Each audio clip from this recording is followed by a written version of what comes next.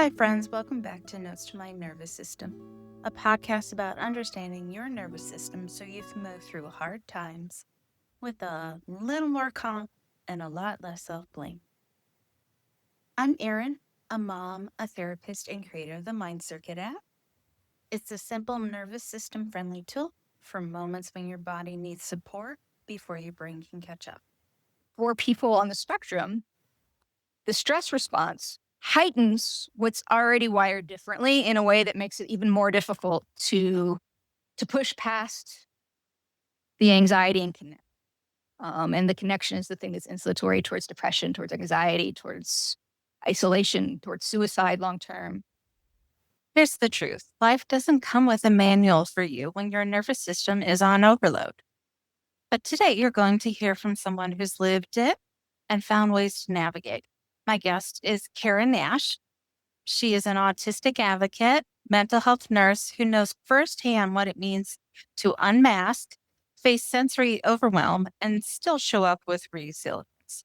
This conversation isn't theory. It's tools, stories, and insight that you can use right now to understand yourself or someone you love a little better. I wanted to talk about how dropping that mask can help us to heal. So could you explain what masking is and what unmasking feels like? Sure. And Erin, thanks for having me on. I'm excited to have this conversation with you and with the folks listening. And I just want to caveat with I am one person on the spectrum and everyone's a little bit different. I do work with lots of people on the spectrum and have for the last 8 years solely. So I have a little bit of information to draw on, but also it's a big world out there. So what resonates, please take it with you. And what doesn't, please leave it here. And so for me, unmasking is something that is almost like coming out as gay. Like you choose to do it over and over and over and over and over again.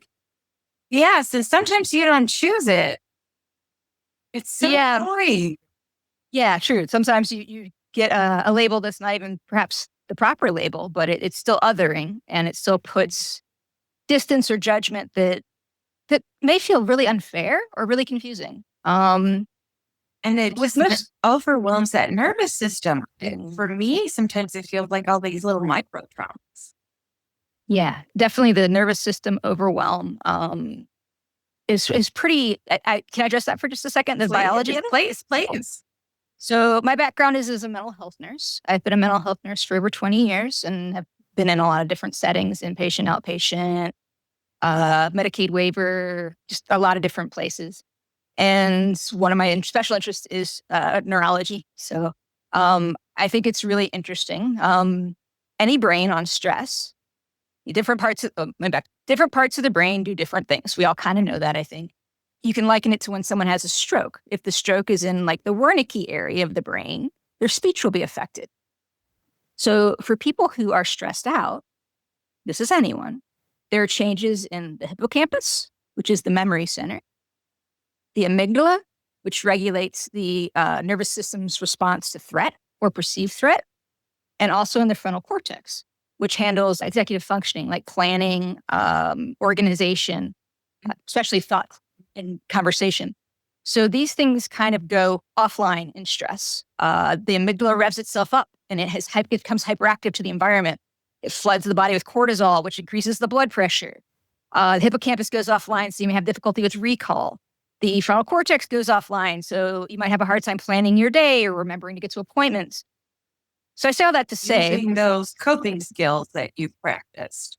Right. And the autistic brain already has these organic brain changes. On functional MRI, we see differences in the hippocampus, the amygdala, the frontal cortex, and a bunch of other places too. But the point I'm trying to make is that for people on the spectrum, the stress response heightens what's already wired differently in a way that makes it even more difficult to push past the anxiety and connect.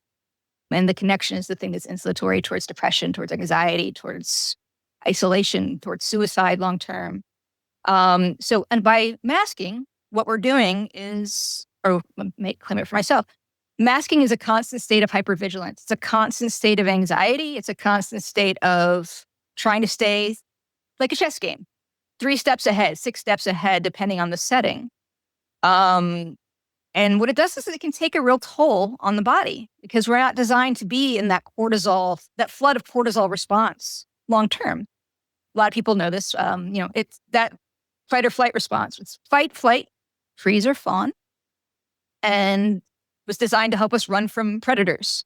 We weren't supposed to be there 8 hours a day. Is there a way that helps, like, calm it down, get it processed? I just hate the idea of so many people walking around with their nervous systems completely overwhelming them. There's some techniques that I definitely advocate for and use myself.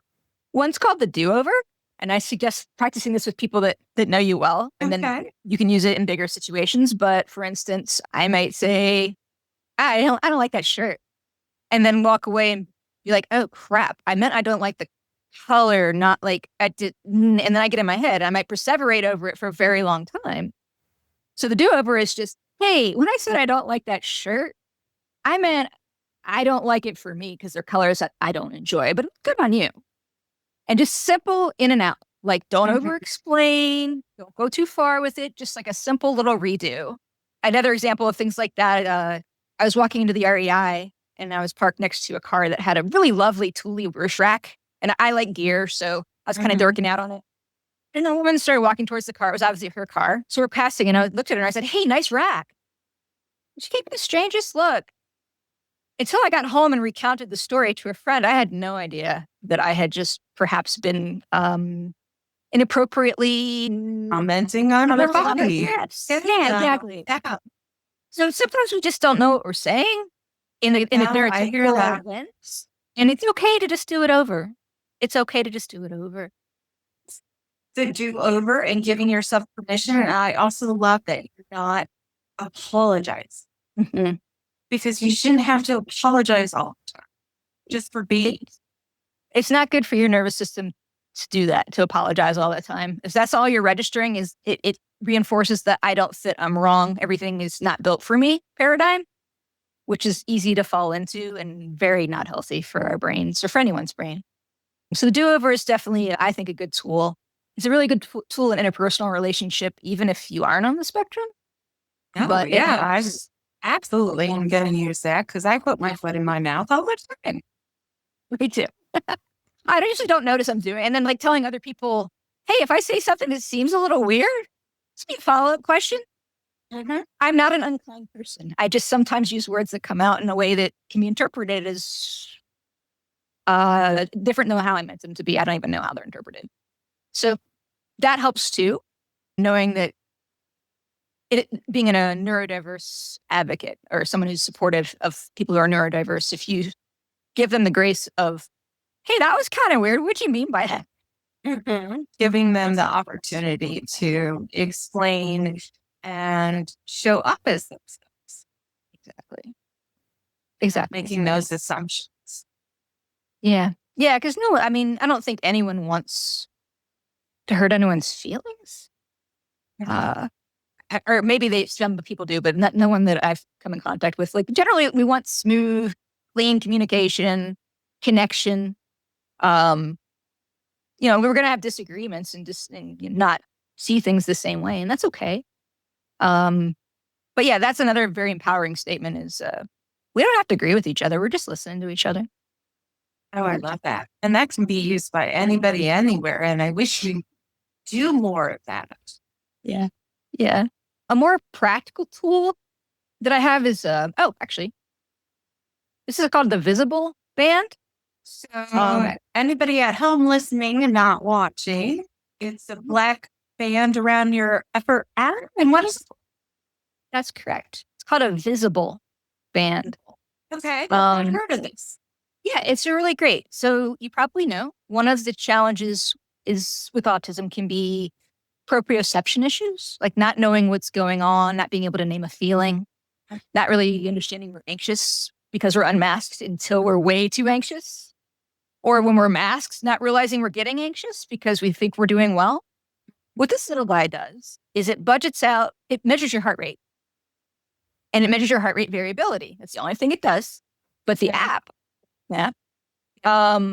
will allocate after it gets your baseline how many points you have, like how much heart rate variability you can take in a day before you're going to go into burnout. That's wonderful. It's really cool. And you can tag activities. Like I tag my different clients in their sessions to see how, because I want like clients to be able to co-regulate to me. And if I'm not regulated, I need to know about it because I need to do more prep work for them if I'm not regulated. But it really helps me when I'm like, oh, I'm digging myself into a hole, because it'll vibrate when you've been tachycardic for a certain length of time. So the tactile, like, okay, that's vibrating. What am I doing that is maybe not me? Or maybe that it forces a pause to check in with yourself. Exactly. But I highly recommend it. It only does the one thing. It charges for 5 days, so you don't have to worry about it too much. Anybody use this? It was designed for people with chronic illness to understand how to budget their energy. But like the spoons, I only have so many spoons today. Yeah, and certain things that like I wouldn't think costs a lot. Like therapy, for instance, costs me no energy, which is surprising because I talk about some very difficult things in therapy. I am surprised. But going to the grocery store, my heart rate's in the 120s the entire time. If I wear headphones, it's a little lower. If I wear dark sunglasses, it's a little lower. So like the idea of being able to check in to see if your sensory coping tools are working gives you the capacity to be unmasked a little bit longer. Or to know, okay, it'll also say tomorrow you need to have an easy day because you overexerted yourself. I just love the idea of checking in and then giving yourself permission to give yourself what you need. Absolutely. And that's a hard thing to do, and it's a privileged thing to do, and I acknowledge that. Not everybody can just stop. Very true. Yeah. I mean, that's, I think, one of the reasons why our unemployment rate, people on the spectrum's unemployment rate is so high, because we do need to stop and reset. And a 40-hour, 50-hour work week, it just doesn't afford that opportunity. No, but I don't understand why we're doing that period for anybody, because it's not healthy for anybody. And the whole point of being able to have computers and now AI was so that we could work less. Oh, I forgot about that. That was the point, wasn't it? Yeah, not just for people to keep getting rich. I like that idea better. Yeah. That's me on my soapbox. Before we close, I just want to do a little guided practice, unless you have something. No, by all means, thank you for letting me talk it through and for being a place where people can speak their truths without fear of being judged, and somewhere where I can be unmasked. Well, I am privileged and so honored to have you feel that you can be unmasked. So thank you. All right. I always need a moment to kind of process everything and force myself to have a pause, because I don't have that arm band thing, which I am going to look into. What is that called again? Visible. It makes the symptoms that you can't see because they're a silent disability visible. Well, I love that. We're just going to take a moment. We're going to close our eyes or look at the ground, what feels safe to you, and take a nice slow deep breath in and out. So you feel comfortable, you can cross your arms, or put your hands on your knees. Just do a nice slow back and forth, right, left, little lateral stimulation. Gently say to yourself, I am seen, I am safe, I don't have to hide. One last time. I am seen, I am safe, I don't have to hide. That's a deep breath. If somebody wants to learn more about you and your knowledge and everything you're doing, how do you? My website is Autism Consultant.com. My YouTube channel has the same name. My website has a lot of blogs with resources on it. I function a lot as a case manager as far as hooking people up with resources, evaluating, is it worth getting tested as an adult? Is it not worth getting tested? My YouTube channel is a lot of just the daily things that come up for someone on the spectrum. And I have a surprising number of folks that are middle-aged women, which is cool because we're not a group that like often of autistics that often congregate Mhm. together unless there's like a sci-fi convention. But that was a joke. But true. But yeah, so come on over and join the conversation. The YouTube comments, it's really fun to see people starting to support each other. That's been kind of new in the last year. So I really enjoy the dialogue there, and I pop in and say hi quite often. So I'd love to hear from anybody that's got a question or something they'd like me to do a short or a video on. Before we say goodbye, I just want to pause and acknowledge how much Kara shared with us today. Sometimes hearing someone else's story is exactly the reminder we need that we're not alone and that small adjustments can bring big relief. So let's take a deep breath together before we head out. And again, thank you to Kara for her openness and her insight from sensory friendly clothing to everyday ways to support ourselves. You'll find her resources linked in the show notes below. So don't miss them.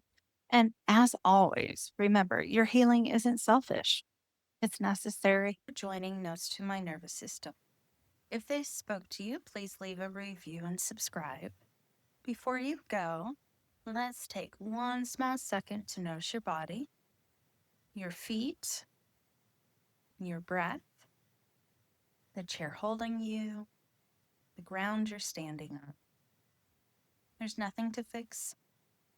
Just let your nervous system know that it made it through another moment. And if this helped you feel even a little more steady, that matters. And that's what this show is for.